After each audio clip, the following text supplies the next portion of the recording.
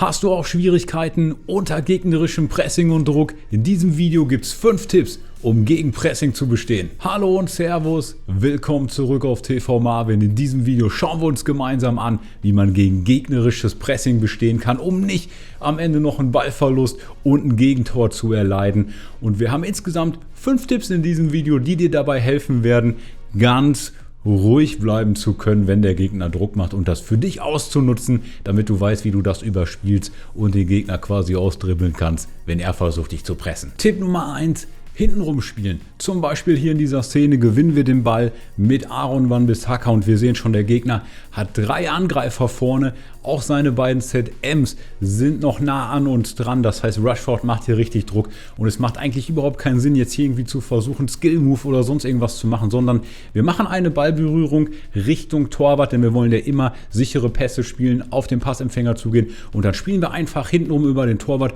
und gewinnen so Zeit, den Radar zu checken und das Feld zu gucken, wo wir dann hinspielen können, um die nächste Anspielstation zu haben, um hinten rauszukommen. Wir gucken als erstes immer auf den Gegenspieler, der das Dreieck auf dem Kopf hat. Das ist ja der Gegenspieler, den der Gegner gerade steuert. Von dem wollen wir uns fernhalten.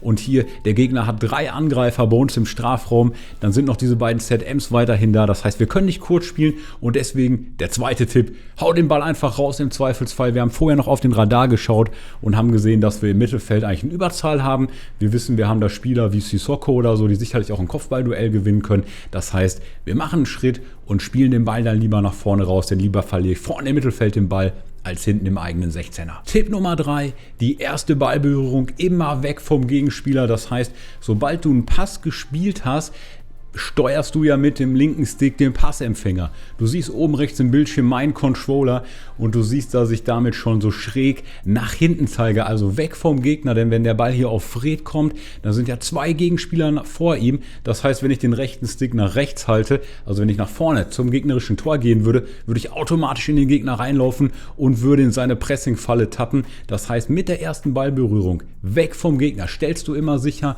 dass du den Ball nicht verlieren kannst, denn dann ist ja dein Gegenspieler zwischen Ball und dem Gegenspieler, also dein Spieler ist zwischen dem Gegenspieler und dem Ball. Das heißt, du schirmst ihn immer ab, wenn er dich von hinten tackelt oder so, dann ist es ein Foul, kannst du den Ball nicht verlieren. Und dann gehen wir lieber einen Schritt nach hinten, drehen uns rum, gucken wieder dahin, wo wir hinspielen wollen und spielen den Pass locker mit Fred. Tipp Nummer 4.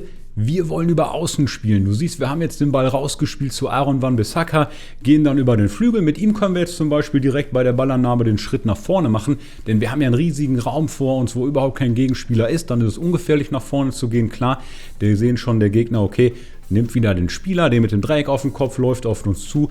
Und wir wollen jetzt über Außen spielen, wie hier über Bamba. Denn wenn wir außen den Ball verlieren, ist der Weg natürlich zum eigenen Tor viel, viel weiter, als wenn wir den Ball in der Mitte verlieren würden. Und so sind wir weniger anfällig dafür, wenn der Gegner presst und wir den Ball verlieren würden, dass wir dann nicht so schnell uns das Gegentor fangen. Tipp Nummer 5, immer die freien Räume nutzen. Also wir sehen ja hier schon wieder, der Gegner am Dreieck auf dem Kopf. Er steuert den Innenverteidiger im 16er und geht damit so einen kleinen Schritt raus und wir haben einen riesigen Raum. Natürlich könnte ich mich jetzt direkt versuchen, ins Zentrum zu drehen. Die meisten Gegner machen es genauso wie der Gegner hier und verteidigen eher den Weg in die Mitte. Das heißt, ich nutze lieber mit Ben Yedder den freien Raum und gehe erstmal in diesen Raum in dem 16er und schaue dann, was meine Optionen sind. Auch hier mit Lukas, wir sehen, der Gegner läuft auf uns zu, macht ein bisschen Druck, obwohl wir schon im eigenen 16er sind. Und natürlich gleiches Prinzip, wir gehen wieder erst einen Schritt in den Raum mit Lukas und können dann einfach ins lange Tor abschließen.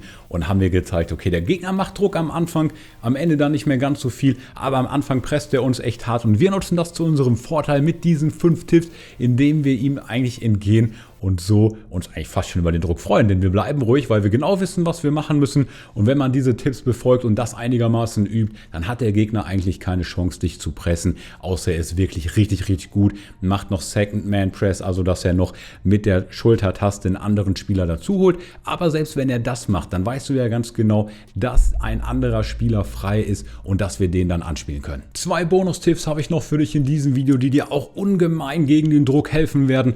Und das erste sind deine Kameraeinstellungen und der Radar. Das heißt, ganz, ganz wichtig, nutze den Radar. Und wenn du dich unwohl fühlst, Angst hast, wegzugucken vom Spiel, solange du zum Beispiel den First Touch, so wie ich es erklärt habe in den Tipps, immer weg zum Gegner machst, kannst du in der Sekunde kurz auf den Radar gucken, was sind deine Optionen. Und solange du weggehst vom Gegner, solange das der Automatismus wird, hat der Gegner natürlich keine Chance, an den Ball zu kommen.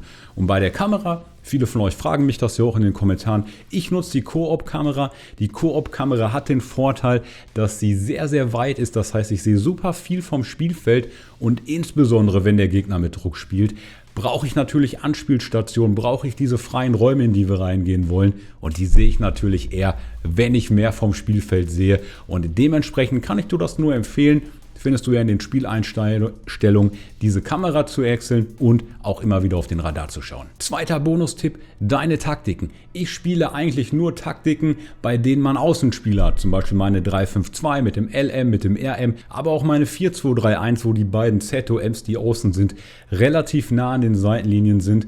Und dann kannst du auch noch mit dem D-Pad, wenn du einmal nach oben gehst und dann nach rechts, damit kommst du ja in die offensiven Einstellungen und dann einmal nach rechts ist Vorstöße an der Seitenlinie. Dadurch werden deine Spieler, deine Formation auch noch mal breiter und auch das wird dir helfen, noch Räume zu erzeugen, freie Spieler zu bekommen. Und deswegen kann ich dir nur sagen, nimm auf jeden Fall eine Taktik am Ende, wo du vielleicht eine Viererkette und die 2 Defensiven hast, so wie die 4-2-3-1, und wo du dann Außenmöglichkeiten hast, um diesem Pressing zu entgehen. Das wird dir ungemein helfen und deswegen verlinke ich dir hier auch nochmal meine 4-2-3-1, mit der kannst du super am Ende so ein Spiel dicht machen. Check die auf jeden Fall aus, abonniere den Kanal, dann sehen wir uns im nächsten Video. Ich bin raus, der Marvin, Servus, ciao, ciao.